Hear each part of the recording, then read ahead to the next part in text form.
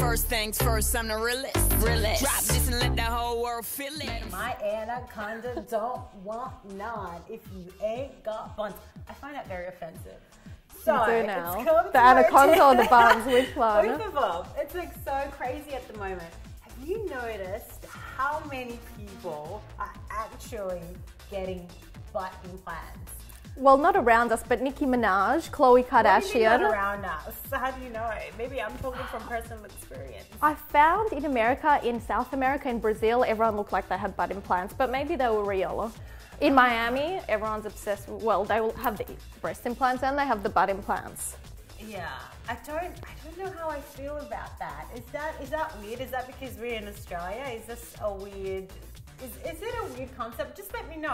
Am I being weird for thinking that that's the one part of the body that you don't operate? I am actually pro plastic surgery. Yeah, but it's weird, I think, because you sit on your butt. So the feeling that I would have is that every time it would pop. Every time you sit on it, you'd have to be very gentle, but you've got all that junk in your trunk. So how can you be gentle with it? But the other reason I'm getting to it is I actually sincerely do not think that trend would ever take off in Australia.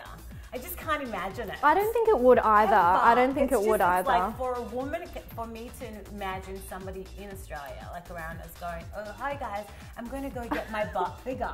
But I think like with Australia, happen. a lot of trends take time to catch on. But this is one, like, that's not going to catch on. Everyone is always skinny obsessed. It's like for you to go add inches to your ass is impossible. I don't know, there's just so many songs about booty, so many songs about like... Look, the things with butts, you can get them by doing squats. Boobs, not so much. So I don't think it will catch on with us in Australia. I think you're right. Not. But once again, let us know what you think. Is being in love, like falling in love with a lover, not with your parents or your friends, is it soul or is it science?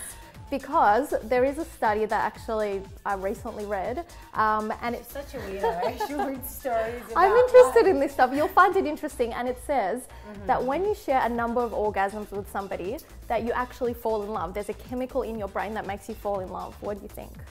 Come on, I'm the worst person you're supposed to. I completely and utterly disagree.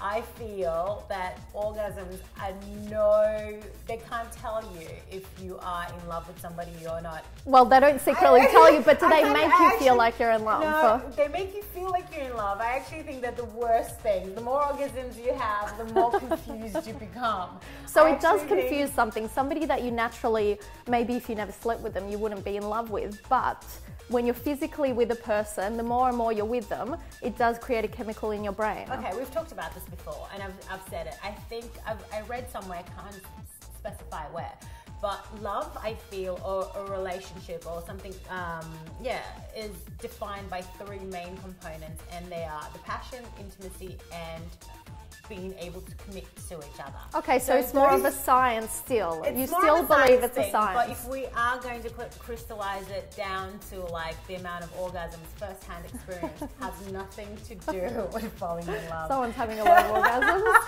But I just say it actually is the wrong way of going about it, because essentially what you are doing is really working on the passion side of that equation. And well, it clearly doesn't work for men. Like men clearly don't fall in love when they. Women either. All you do is you get confused. That's what they call. But I still think that you're on the side of science. There's this other thing that I read, and I'm more on the side of soul. I think that being in love with someone is a soul connection. But listen to this. Yeah. I've read this in a few books, that when you're in love with someone, it's actually somebody that you've met in your past life. So you have this instant connection, especially with love at first sight. You have this instant connection with somebody because it's somebody... Have you ever experienced love at first sight? I've maybe not at first sight, but at second sight. I've definitely sight all the time. I reckon every single person I've been in a relationship with has literally had to come at me twice. Because the first time... but I'm talking about love. I'm not talking about like or interest, love. I do believe in love at first sight, and that's why that theory connects with me, that why would you fall in love with somebody straight away where you just have that feeling? Why one person, not the other? There is something there. So maybe you have met that person in a past life. Maybe. I don't buy any of it, but...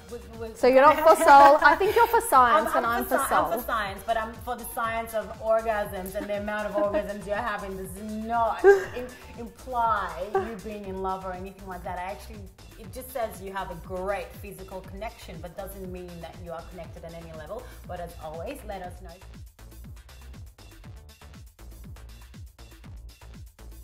It's VNS, and today we're joined by dating and lifestyle coach Chris Manak, who's been featured in The Age and Clio magazine. So Chris, what exactly do you do? I do? I hide out in bushes. Very eloquently put it before. No, basically, primarily, I help guys pluck up the courage to approach women in their everyday lives, supermarket streets, bars. Generally, anywhere you find women going about their lives, you'll find me hiding somewhere, encouraging someone to talk to them.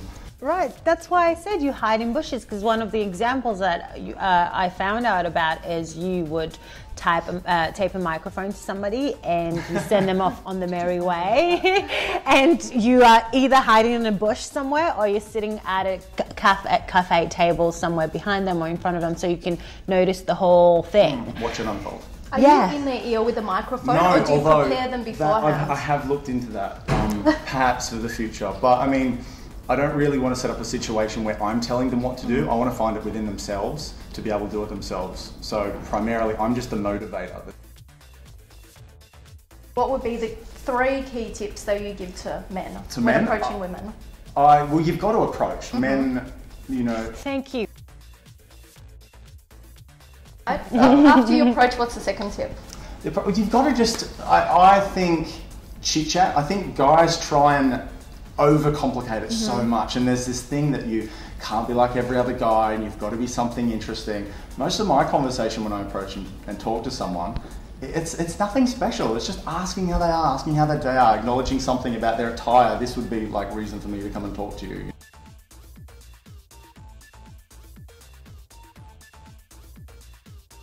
In a nutshell, if you can give us 3 tips on making stuff happen. Just 3. Just make it easy. I think it's hard to give general tips for women. Okay.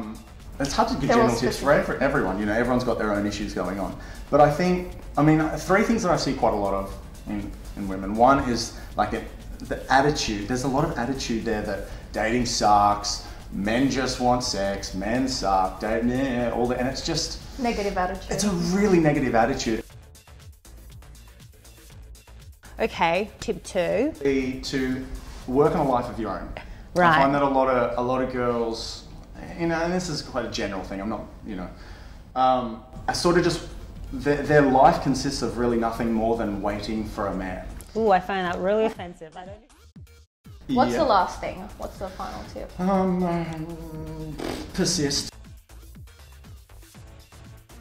If it means that ultimately you're going to find someone amazing that's just going to completely complement your life, like, what's it matter if you go on 20 or 30 dates? Just spend a year of your life going, just know what you want and just go for it. Just make it happen. Stop going on like 3 dates from Tinder and go, dating sucks, there's no good men out. Just shut up. And just do it. Just, you know, look inside, because that's what's going to be attracting, you know, those around you to you. So if you're attracting crazy men, it ain't the men, it's you. You're the common denominator. Yeah. Done deal. Chris, thank you so much for coming down and chatting with us. If you want more information on Chris and his dating and coaching service, please come to our website, thevnsshow.com.au, and we'll direct you right over.